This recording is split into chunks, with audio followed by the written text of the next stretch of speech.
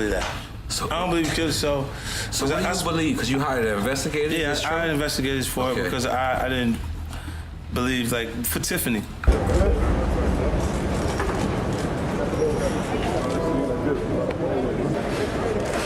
Excuse us. Make way, please. Chris Lighty's death is labeled a suicide. Right. I can't live with that. I can't fathom that because this is the first I seen. You see, Nori, this is the first that was somebody. So I could never, ever see Chris doing something to himself. That's true, so your family feel you should do the investigation? No question. Okay, why is that? I just feel that there's a lot of unanswered questions. And I need answers. You need answers? Yeah.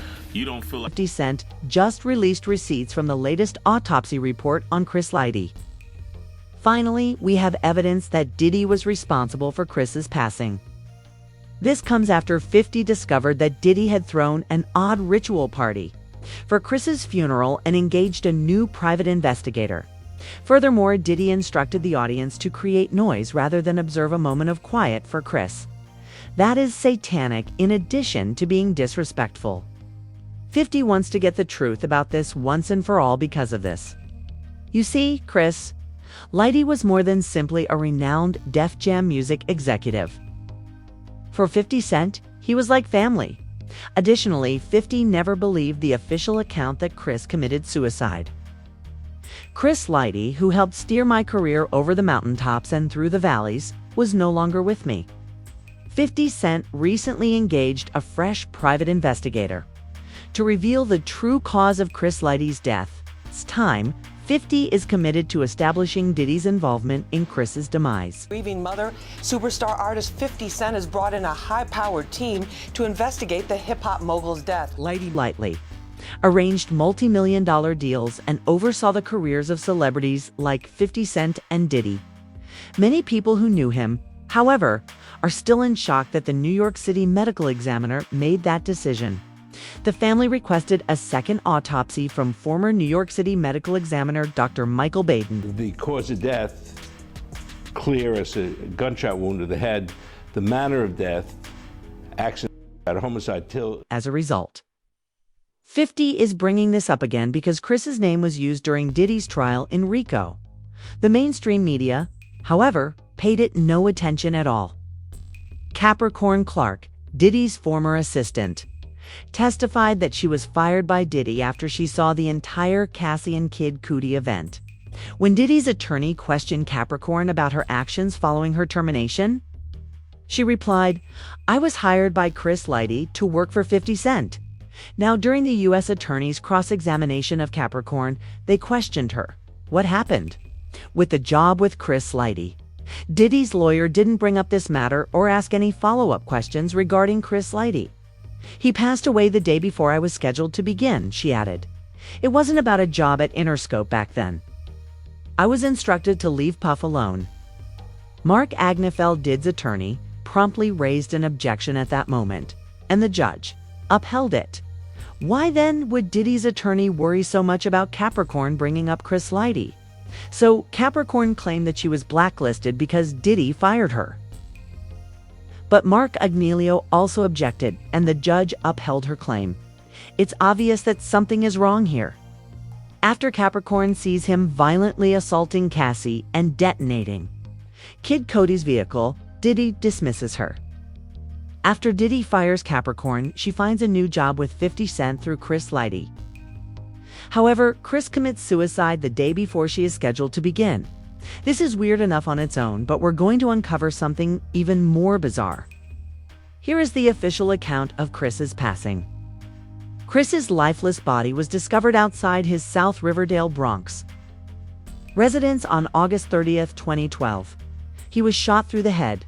Additionally, Chris's death was reported to have been self-inflicted by NBC New York the next day. The same report states that Chris was discovered at approximately 11:30 a.m. Additionally, according to a law enforcement source, he was discovered with a 9mm handgun beside him, face up, on the basement's back patio. The media began to fabricate the story almost soon after that.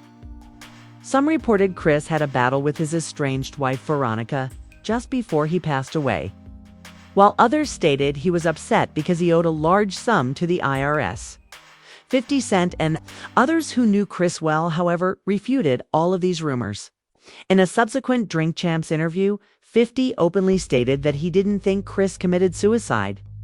Additionally, he denied rumors that Chris was having financial difficulties. According to 50, Chris was actually doing very well financially because he had recently regained the money that he had lost. Additionally, he returned the $1 million he had borrowed from 50. Yeah, Chris managed me basically my whole career. I'm sorry to ask this question, but we were going to both ask this question. Do you think he committed suicide? I don't believe that. He got money, but it was tied in the investments that he would have lost. He would have had penalties if he pulled out before the time period. So I said, I give you $1 million and you just give it back to me. You know, when the thing is like on the time periods, like we'll make periods, and he said, all right, cool. He didn't even ask. I said I'd give it to you because it didn't make sense for me to we make too much money together for you to be under those. I'm not sure you're gonna work the same. Right. If you got that type of pressure on you, this is going to skip you. You miss it. They didn't miss no family vacations, no nothing. All right. Everything's happening the way it would happen at any other point. So. The crazy part is at the time that I'm actually getting the phone call from him, is me telling him, look, he's saying, yo, that's already dealt with. Cause like time went by, He's talking about, what is it, when you say hey, this? he gave me back the $1 million, Lord. Oh, he gave you back. So the money that I had loaned him, the $1 million, at the time that right before he passed away, is us having a conversation like, yo, talk to your people because all that money, you know, I did that. That's dope. It's all back now. So it's telling me. What amount of time is that? Like that was 2 weeks later? Nah, it's an 8-month time period. Okay. But in the 8-month time, he gave it with the profit. He put the money back. The $1 million back. Chris then secured the agreement for 50 Cent to embark on a world tour just before his untimely demise, according to a second source close to Chris who verified. This too, Fox was not deep in a bottomless financial hole and that he had just secured a world tour for 50 Cent for next year, which... The idea that Chris committed suicide as a result of his divorce was also refuted by a number of authorities. This Daily Mail article claims that Veronica Lighty denied having a fight with Chris prior to his passing. Chris's family, meanwhile, didn't think he committed suicide. Additionally, Dave Lighty, Chris's brother, stated in an interview with Sway in the morning that all of the accusations of foul play were true. Rumors and things swirling around your brother's death. I'm not even going to ask you about that. Okay? Well, the rumors are just... Because the family feels the police closed the case too soon. Dave also stated that they were doing their own inquiry. I'm not even going to ask you about that. Okay? Well, the rumors are justified. They're justified? I believe so. Dave also confirmed that the family was pursuing their own investigation because they believed the police closed the case too quickly. You know, one of the things that people have been talking about is an investigation that's going on. Is that true? Definitely. That's true, so your family feel you should do the investigation? No question. Okay, why is that? I just feel that there's a lot of unanswered questions, and I need answers. You need answers? Yeah. You don't feel like he took his own life? Nah. You know, I was with my brother almost every day, till the last couple of months because I was going to school. So that's not my brother. That's not in his DNA. Not my brother. I know we were all going through stressful times. Everybody was. Shit, the economy is terrible right now. But at the same time, man, Chris was a go-getter, the ultimate non-stopping machine. Yeah. And that's just not something that I would see him putting upon the rest of us and everybody that he knows. Chris's cousin then asserted that there was no way Chris could have committed suicide. He even asked whether the NYPD mishandled the matter. NYPD just going on what they thought. Ab remarked, "Nothing in the house reads, I don't want to live anymore." For a long period, he was in the best mood. How could he possibly do such a thing? At that point, 50 Cent intervened and actually engaged Les Levine, a private investigator, to take up the matter. You see, 50 thought of Chris as family. Additionally, 50 frequently mentioned that without Chris's help, he could not have succeeded. You could almost sense the anguish in 50's voice as he described. The moment he found out about Chris's passing in his audiobook, hustle harder, hustle smarter. Friend and manager was dead. I had been standing in the middle of a bustling office, but when I heard the words "Chris is dead," it was like the noise around me suddenly turned off. "I can't believe I just heard you say those words to me," I told my friend. "Say it again so I'm sure I'm hearing you right." But there was no miscommunication, no mistake. Chris Lighty, the man who helped guide my career, both through the valleys and over the mountaintops, was gone. Even more devastatingly, I was being told that he had shot himself.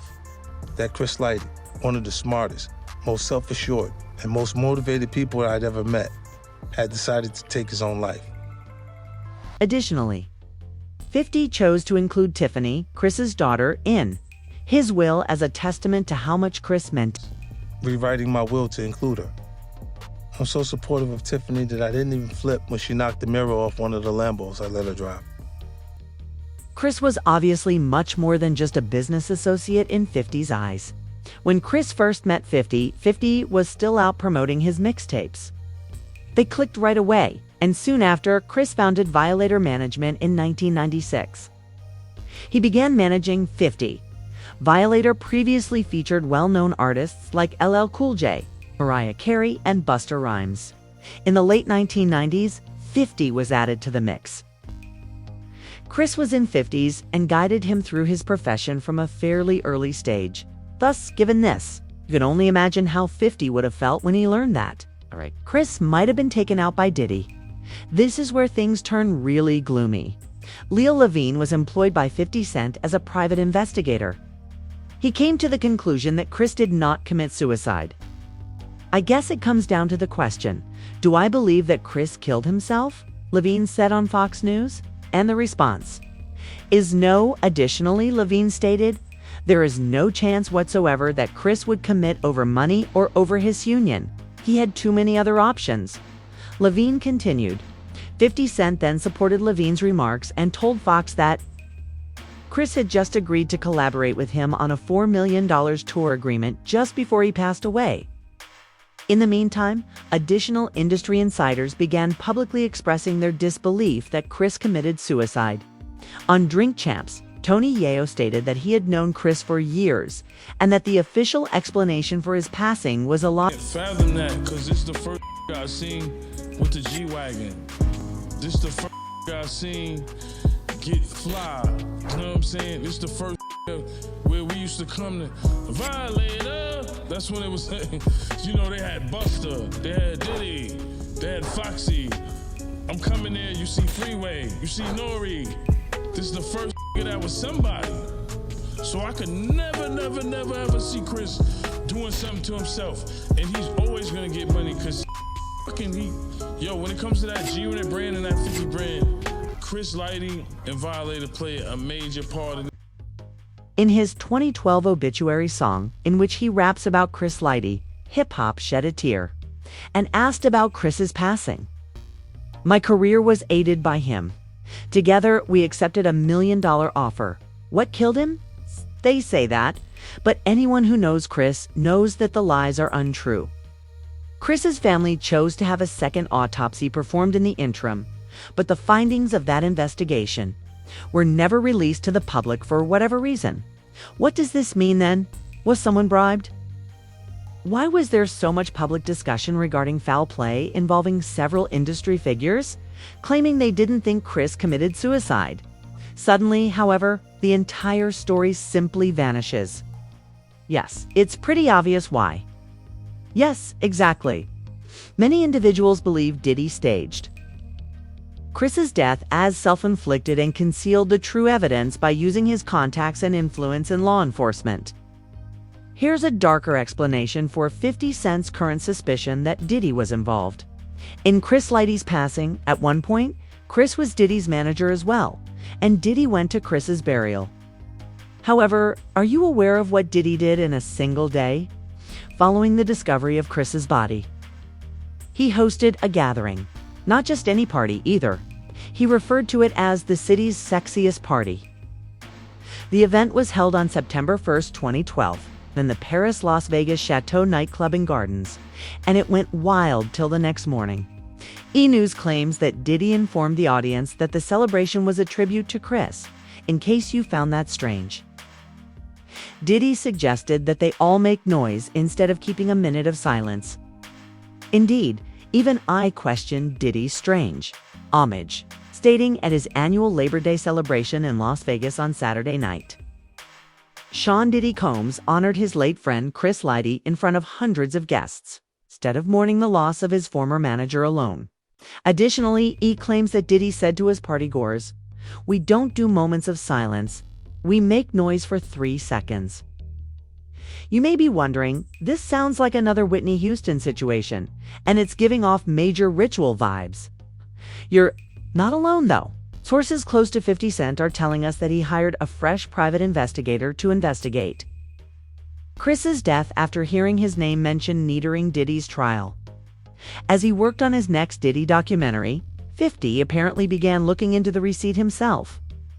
At that point, he learned that Diddy had thrown a strange ceremonial party the day after Chris passed away.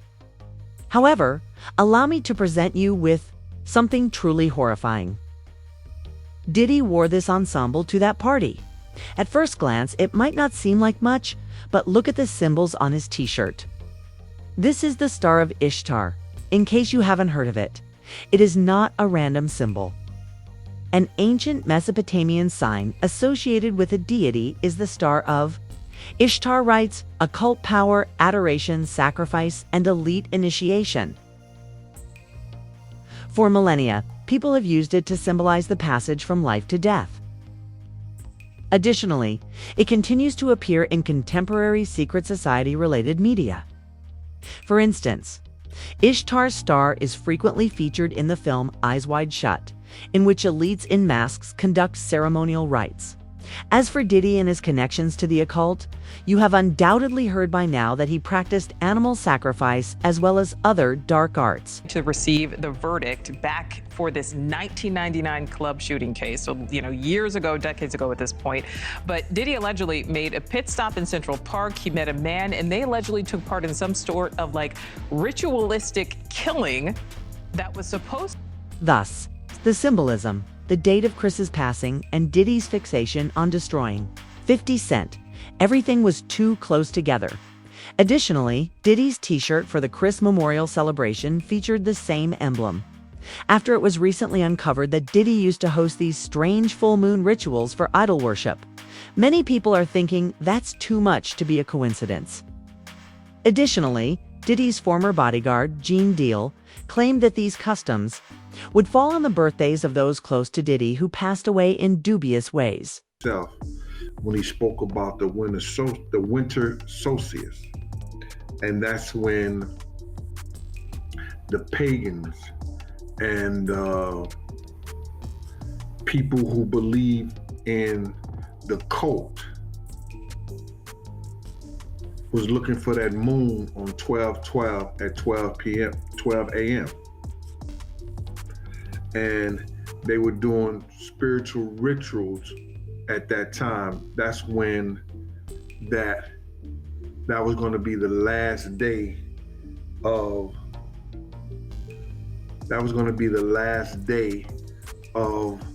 the full moon. And that means that the seasons and all that stuff has changed. But when you get into that spiritual realm stuff, it was when people they went and they paid homage to certain sacrifices and homage to certain idols. And on the third day, they would drink, party, be merry, and the men would have sex with each other. If you don't believe it, look it up for yourself. It was when it was the last day of the full moon. And because it landed on 12/12 at 12, that's when ritual sacrifices and prayers and everything was given to certain idols. And on the third day, they drank, they be merry and be happy, and the men would give gifts to each other and have sex with each other.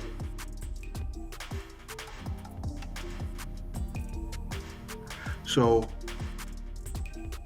it was bigger than that. And he gave his day on my man's birthday.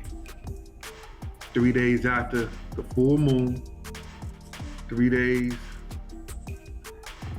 after the last moon, on 12/12, 12 a.m.